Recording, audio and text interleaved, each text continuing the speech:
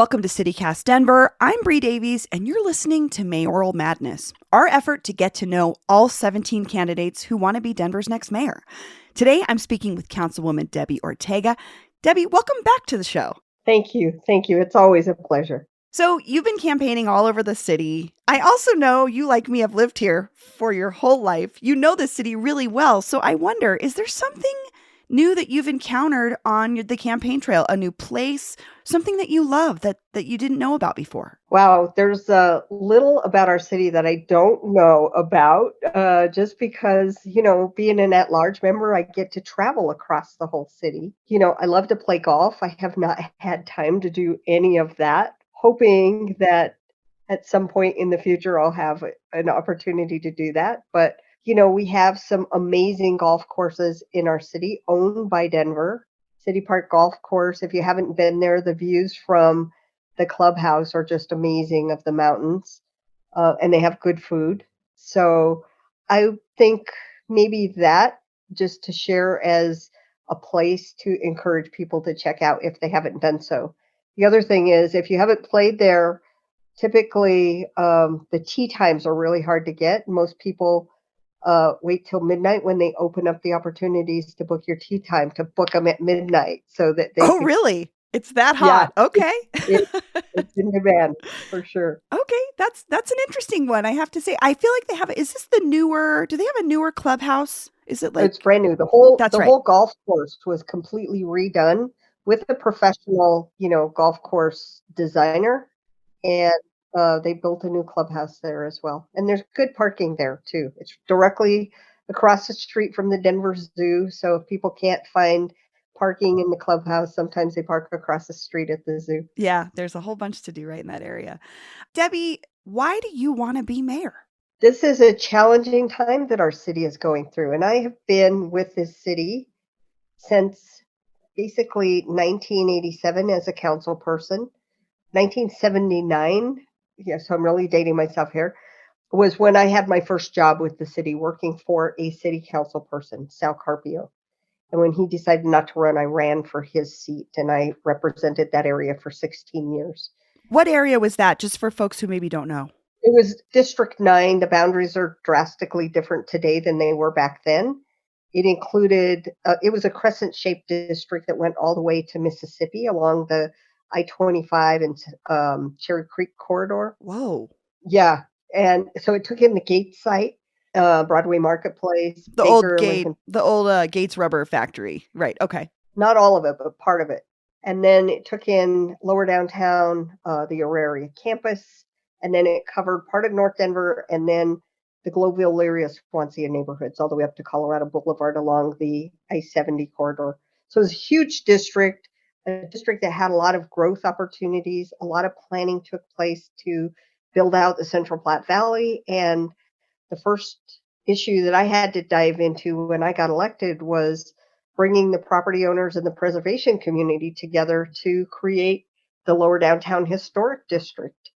And I was able to do that successfully with, finding a good facilitator to help manage the meetings. And we were able to bring both sides to the middle. Not everybody was happy, but everybody was willing to live with it. And today's history shows that that was a good decision to protect those older historic properties, and a lot of investment has been made in that area. And that was even before we had the football stadium commit to be down in that location.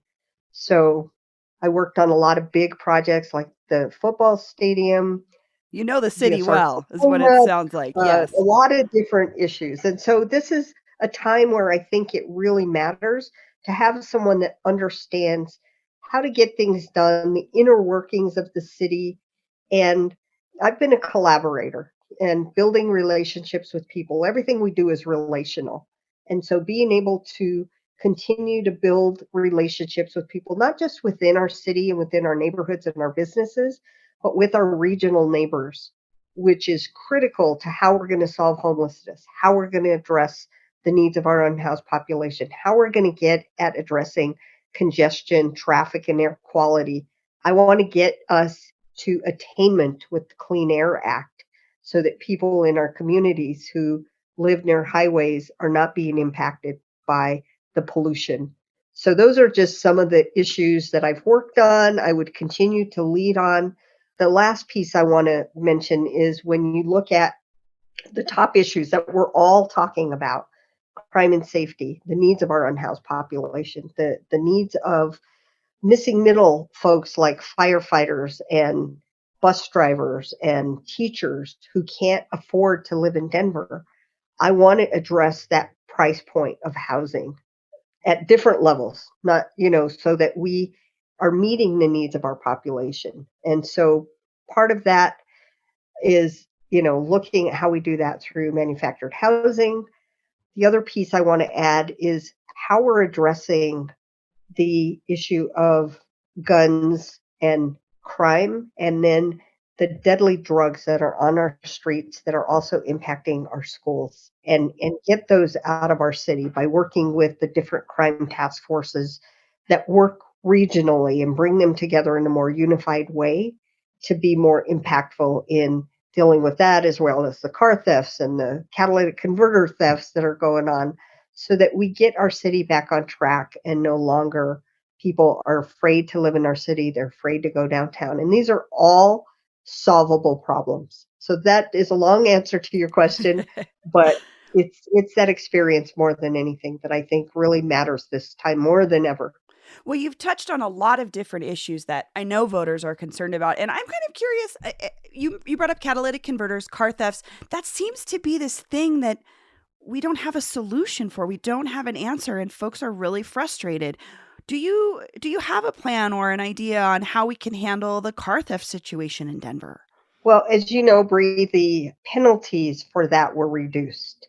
And I want to send a message to people who think they can come into our city and sell guns, sell their drugs, steal cars, steal catalytic converters. I want them to understand the gates are closed. This is not a place they want to come and do that kind of business, because we're going to be working really hard to stop those things from happening.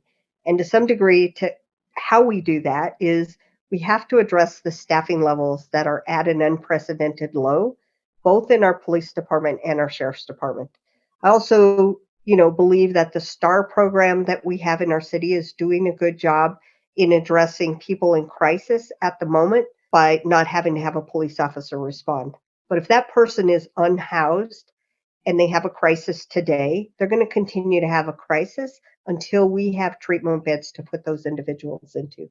Because, like I said earlier, the kinds of drugs that are on our streets today are lethal. They are killing people, they're causing them to decay, they're causing mental illness. And if you haven't read any of the stories written by Sam Quinones in The Atlantic, or a book written by him talking about his travels across the country, it's an eye opener. And this is what is happening in major cities across the country where these deadly drugs are at. So those are just some of the things that I think are important as part of this big picture equation of how we're going to be working towards, getting the city back on track. Since you brought up the issue with substance use and drugs in general here, I do want to ask you about safe injection sites, which would be places that folks could go to do drugs safely. And I know while you were on city council, Denver voted to allow them, but the state has never authorized them to be here. So on the debate stage a few weeks ago, you were under the assumption that we did have a safe injection site. Could you clear up your position on harm reduction? Yes, I will. Thank you. And I was able to clarify that we have a harm reduction facility that would be the safe injection site. And as you know, City Council did vote to approve that, but it's only if the legislature moves that forward. And that legislation we adopted only allowed the one. And so if they're successful passing that, I think I don't want to open the floodgates. I think having the one is important, and they're already doing amazing work. The harm reduction facility is saving people's lives. They are helping get people away from a life of addiction, and it's why I supported that one location to be the facility. So I know we're talking about Harm Reduction Action Center, which directly serves folks who use drugs, but it's not a safe injection site at this point. And I know, like you're saying, you would say legislature the statewide legislature would have to decide that. So you would support a safe injection site as our mayor? Yeah, I mean, the legislation at the city level has already been approved. So if the state passes it, then we've already approved the ability to have one. And the one that makes sense to do that at is the harm reduction facility because they're already doing that work. Absolutely. They're not allowing, somebody to do safe injections at that site today, but that state legislation would allow that to happen. And I think because they already have relationships with people who come there who trust them, that's why that site makes sense. So I want to ask you another question from the news, and I think you know this really well, again, discussing the parts of the city you've represented as well as being at large. But the Suncor refinery in Commerce City is slowly restarting after this 3-month closure. And we learned earlier this week from the nonprofit Cultivando about a previous sort of unclear public health impacts that we now are seeing in the surrounding community. You're from the north side. You know GES. This is your community. As mayor, what would you do about Suncor? Well, they're regulated by the state and EPA, but I have been involved in previous conversations. I have not been at the table in these recent conversations. I'm not part of the group that did some of the research that looked at the impact of not just Suncor, but the other polluters in the area. And I think this is where we really have to. I will use the bully pulpit of the office to make sure that everything is being done to address the impact that the pollutants that emit from those smokestacks are deadly. I mean, it's people have asthma in these neighborhoods, and the new chemicals that we've learned more about and the quantities of them have to be they have to make changes if the state is going to continue to allow them to operate. And so I know a lot of people would love to see them closed. I would as well. But if they're going to operate, I want to make sure they're changing out their filters on a regular basis. And I know that's going to add to the cost of their doing business in Colorado. But what they're doing today is just not acceptable, and people are paying the price with their lives that are being affected by it. As mayor, would you use this bully pulpit, as you say, to pressure a company like Suncor to take its business somewhere else? Yeah, I would, but I don't know where that somewhere else is, and that wouldn't be my problem. I know that when the I-70 project was being proposed, I advocated for the city to work towards helping relocate Purina and do the encroachment on the south side of the highway, not the north side that ended up taking a bunch of, single family properties. I lost that fight. There were people within the city that didn't want to lose the tax base from Purina. And I understand they will be eventually moving. So it would have been the right call to make then so that, we wouldn't continue to have that operator in. And, yes, they do contribute to the tax base, but I know, and I've been in the neighborhood many times when families can't even have a barbecue out in their backyard because of the odor that is fused from the facility. And over time, I was part of lobbying the state to make them address the odor issues and working with our own health department.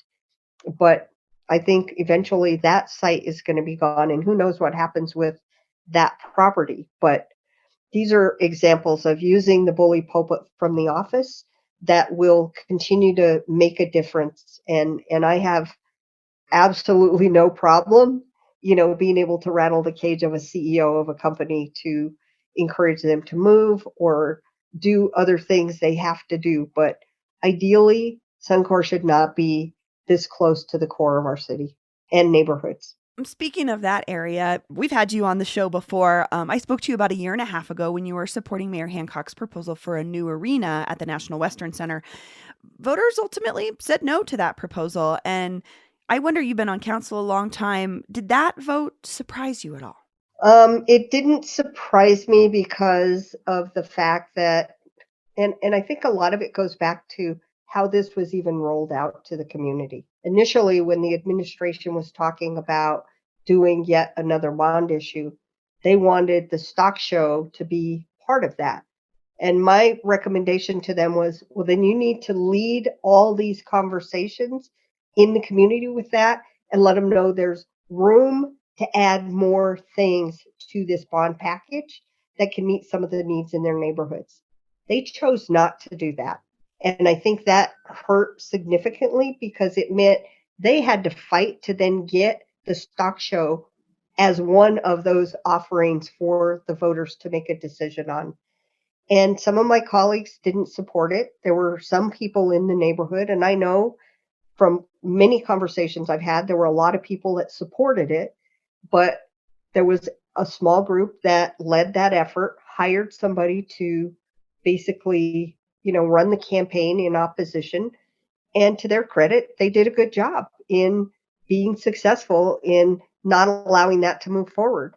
And during the campaign process, I said, if this doesn't move forward, the two components of what would be on that campus that will generate the most amount of revenue that will come back to the community were the arena and the 1909 building, which was going to be a public market, which the community was going to have a significant role in, and many opportunities for entrepreneurial presence in that facility. And, all of that has gone by the wayside. And depending on who the next mayor is, there's no guarantee this is going to be a priority for the city.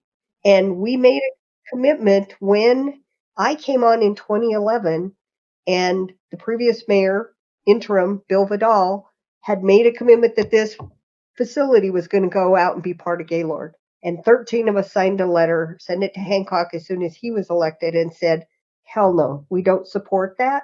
This is a Denver traditional program, and we want to keep it in Denver. So you're talking about when Bill Vidal was interim mayor after after Hickenlooper left office to become governor, he signed over saying he thought we should move the stock show out of Denver. Is that what you're saying?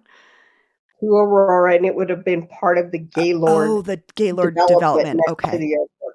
Yes. Okay. And we all said, oh no, this is a Denver iconic venue. We want to keep it in Denver. And there were commitments made to work with the stock show to address building out the campus. And as you know, part of that includes, what do we do with the Coliseum? Until there is a new arena, the stock show will continue to use the Coliseum for their rodeos. And they would love to have a newer facility that can accommodate more seats, that would generate more revenue back to the city. But then that leaves the opportunity to do some real things with the Coliseum property.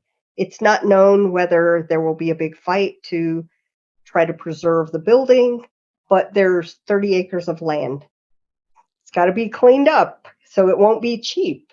But there are organizations, there are companies out there that do this kind of environmental cleanup. And at the end of the day, I would love to see housing out there to enjoy the parks along the South Platte Trail.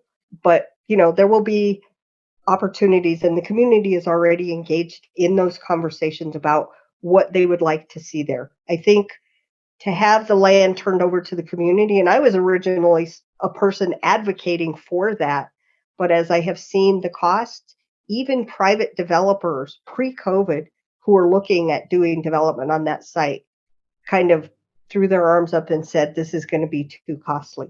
So if private developers who have access to big financing, including public financing from city tools, couldn't make it happen, I'm not sure how a small community would be successful doing that. So I'd love to see a public-private participation with the community being a full, player in that process in terms of not just a seat at the table, but having some real voice and financial participation in that and financial benefit. Thinking about this vote on the National Western Center, what did you learn from that experience about where Denver is right now? I think there's a commitment to National Western. A lot of people love going out and enjoying the stock show and rodeo. as you know, this is not just about the stock show anymore. We have CSU. They're doing amazing work with the 3 new buildings that they've built on the campus.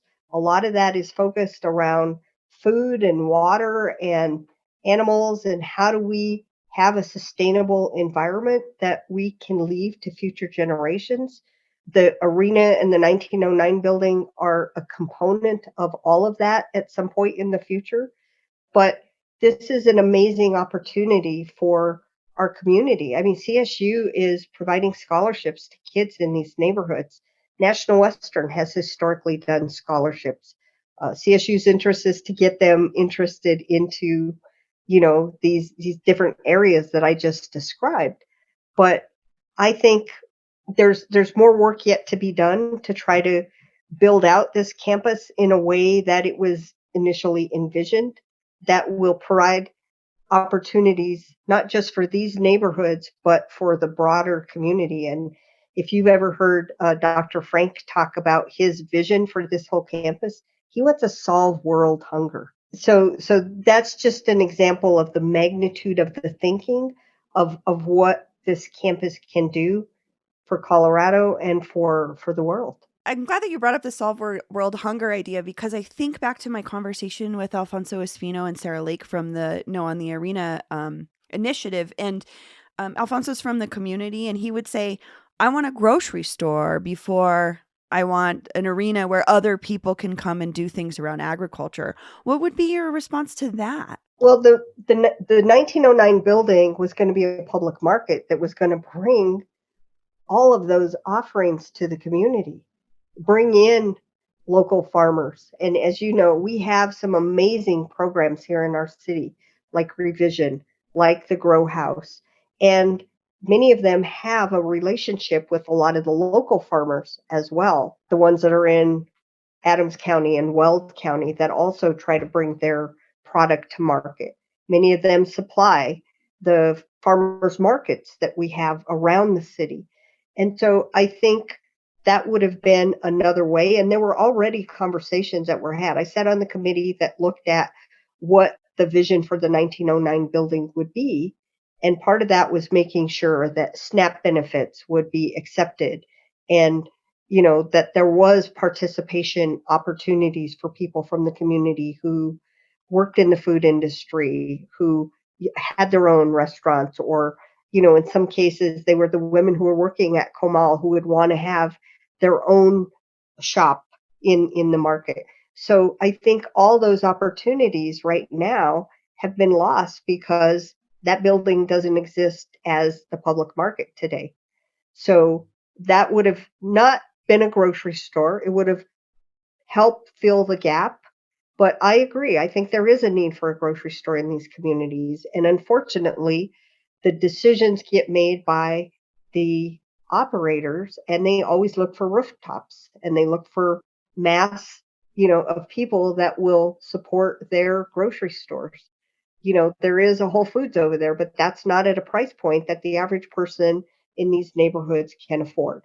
And so I think Alfonso has raised a valid point that is important, and it goes back to when I represented those neighborhoods, and that need, existed back then. It still does. It's also part of why I supported the Park Hill Golf Course. They'll have a grocery store there.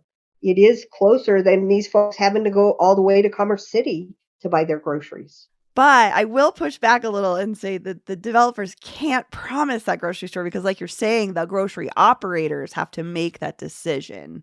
But you think that Yeah, I that would think still so. I be a think the difference possibility? is the population in GES is different from the location of where Park Hill Golf Course is.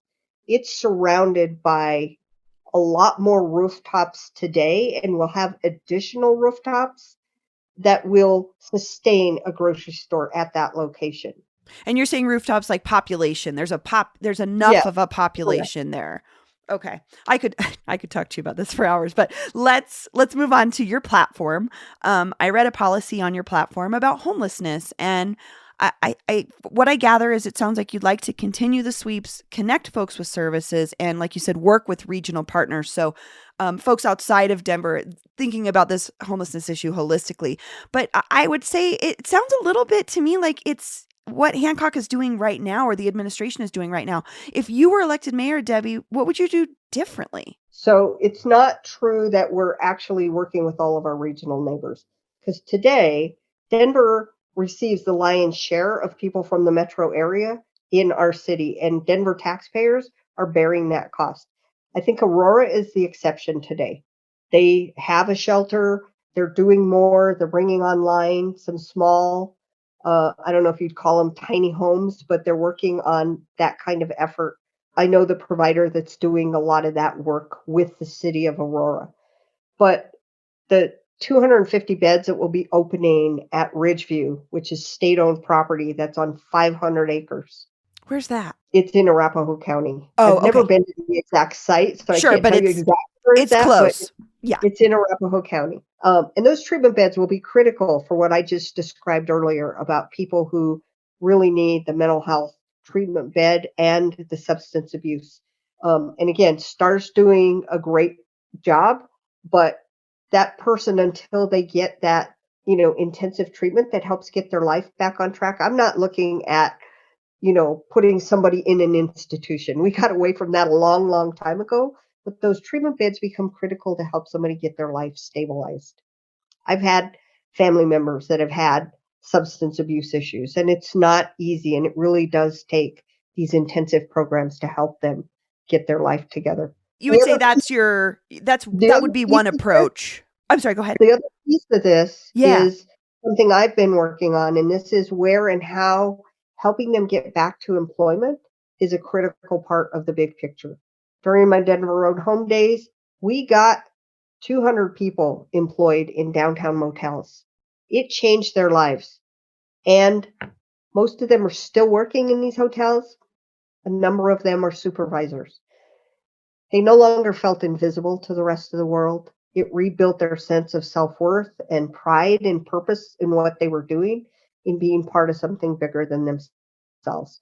And this is why, for the people we've been housing in our motels and our 24/7 shelters, I think helping, and again, not everybody is physically able to get back to work, right? But for those who are, none of them want to be stuck in this situation of limbo.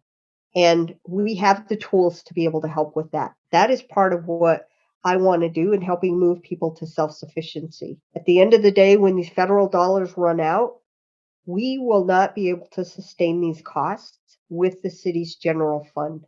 So I want to have an exit plan that works for these individuals and families and for the city, because I don't want to see the city in a situation where we wait till the end of these funds, which I believe is 2024 when we have to draw them all down, and just say, okay, we've done what we can. Now you're all on your own.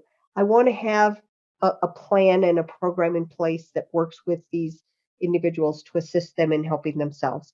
And we do that by bringing together all of our different, both city funded as well as other programs that can help reskill, retrain, upskill, and connect people to better livable wage jobs. So I have a question from a listener. Kimberly H writes, quote, I would like to know, if you were elected mayor, would you appoint any of the other candidates to your cabinet?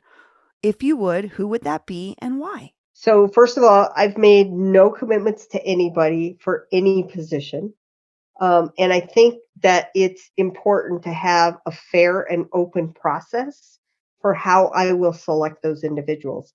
This is the first time that a mayor will have to run all of their new cabinet people by city council for approval.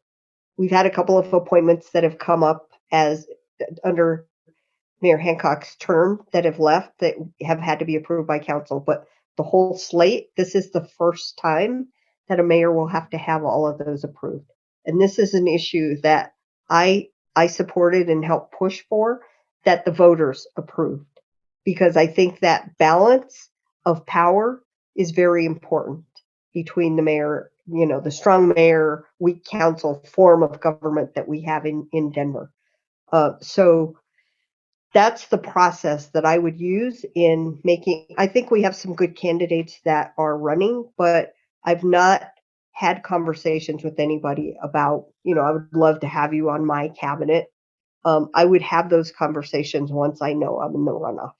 Okay, that's fair. That's fair. To just ask them Yeah. if they would be interested, not to offer a specific job, but to see if there was some interest and have them plugged into the pipeline of the folks I would be looking at. And for me, I'm going to be looking at people who are professionals that are the best in their field for these positions. I want somebody that's had housing development experience in my housing office. I want somebody that has had operations experience at our airport. I want the best functioning, efficient operating airport that keeps the costs down for our traveling public and that can move people through without gridlock, as just a couple of examples. So we have a carousel of questions where we ask each candidate a couple different things. I have to ask you, Debbie, Casa Bonita, great restaurant, greatest restaurant. So I'm anxious to see the new rebirth of it. I mean, it was a great place to visit. A lot of people felt like it was an iconic venue in our metropolitan area. It's my understanding the chef who will be doing the cooking has an amazing reputation and does fantastic work. So I think the quality of the food is going to be um, up like Addressed. 10 notches from what it had historically been. And the fact that they still have the pool and the diving, I think, is supposed to be part of that. I think it's going to continue to be a draw. I think their challenge is going to be parking. Interesting. It's interesting because it's in a strip mall that is centered in a sea of parking lots, but you're thinking it's going to be so busy. I think so. Okay. Okay. And especially at the beginning, everybody's going to want to go see it as it opens. But I think when they see that the food offerings will be, comparable to other quality restaurants across, the metropolitan area, I think it's going to continue to be a draw, especially for families. Yeah, I agree. So part of the reason we're asking all 17 candidates for interviews is because we really want to hear a fresh vision for the future of Denver. Debbie, what is your vision for Denver? So I think, Bree, one of the things that has shaped cities, and especially our city, is around the issue of transportation. And one of the things I want to do is build out that Colfax BRT from Golden to Aurora so that that changes the way our transportation system works. It means you no longer have to have every bus come into downtown Denver. They can interface with that spine. This also ties into Front Range Rail that would come from Fort Collins to Pueblo. And part of that, I want to make sure it touches and interfaces with our RTD system in our city so that we're able to move people around the area. Closing the first mile, last mile gap for people will make it easier for folks to move around our metropolitan area better so that they don't have to be in a car. We are not in attainment with the Clean Air Act today.